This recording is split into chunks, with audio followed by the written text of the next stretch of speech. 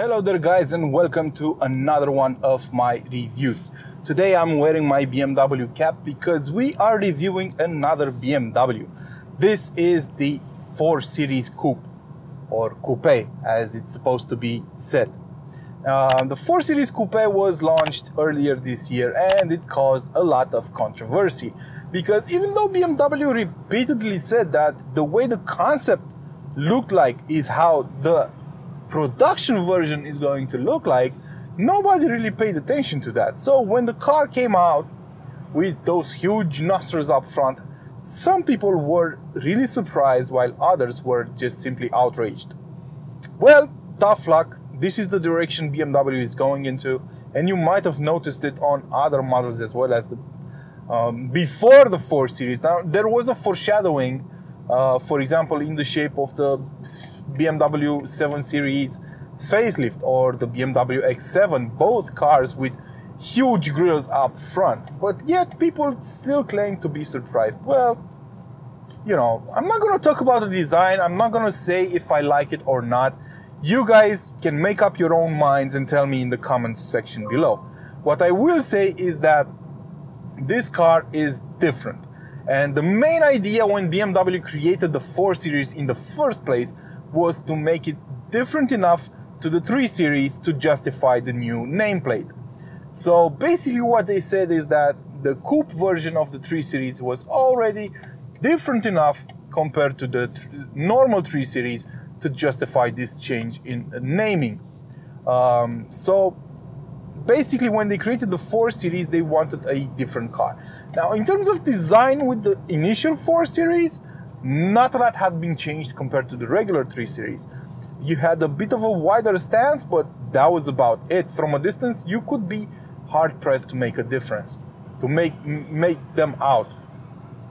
On the new model, well, you really can't really mistake one for the other. The 4 Series looks drastically different compared to the 3 Series.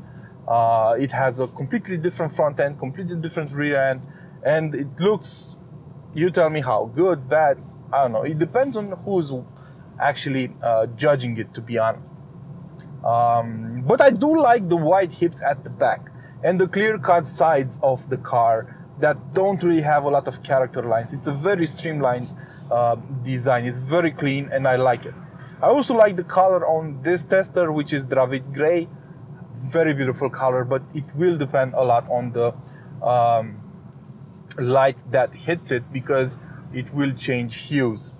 Inside the cabin, the differences are very small from between the 3 Series and the 4 Series. Basically, everything looks the same as it does on the 3 Series and every other modern day BMW, to be honest.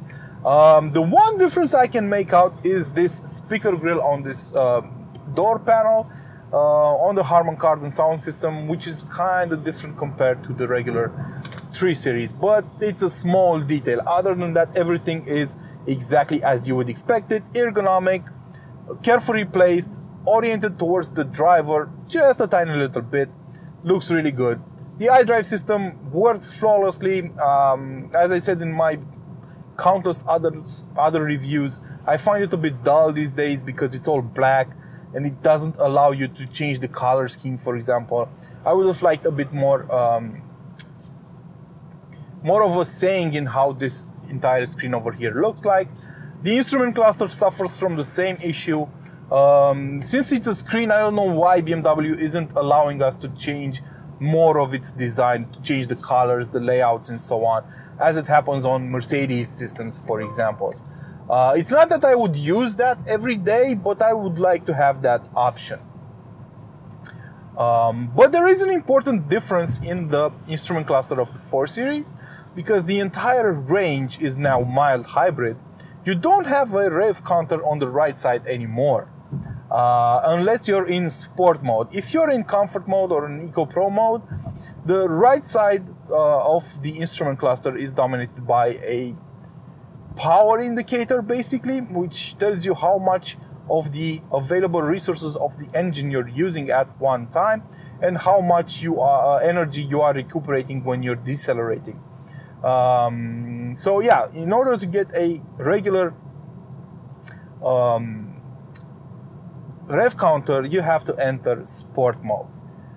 That's a tiny detail I wanted to highlight. But other than that, there's plenty of space up front. And it's interesting that you have a bit more space in the back as well, because this car has a longer wheelbase compared to the outgoing model. So I can fit in the back with this seat adjusted to my comfortable driving position. I'm 6 feet tall, about 250 pounds, and you know, I'm not on the smaller side of things, but I can fit in the back. Sure, there isn't much room left at the knees, and in terms of headroom, I actually touched the headliner with my head, but still I can fit in there, which is a performance all in itself. For example, I can't fit in the back of the 8 Series, which is a longer and a bigger car overall, but somehow the space inside gets lost somewhere. But how does this car drive? Well, it's quite sporty. Our tester is fitted with the M Sport package, which lowers the ride and stiffens it up a bit. We do have adaptive dampers, and even in comfort mode the car feels a bit stiff. We have 18-inch wheels on this car, but as standard it came with 19-inch wheels, so this is actually an improved ride over the standard wheels.